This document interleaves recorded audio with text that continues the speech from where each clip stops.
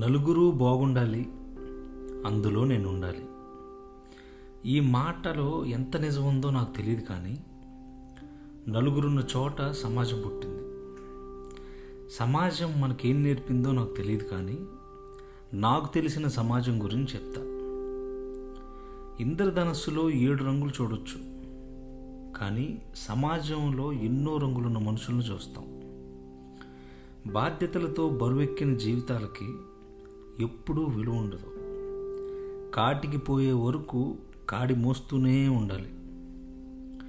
ఈ సమాజంలో మనకు తెలియకుండా మనల్ని చాలామంది గమనిస్తూనే ఉంటారు. మంచికి పోయి ఎన్ని గొప్ప పనులు చేసినా ఈ రోజుల్లో చేసిన మంచి అక్కడికి రాదు.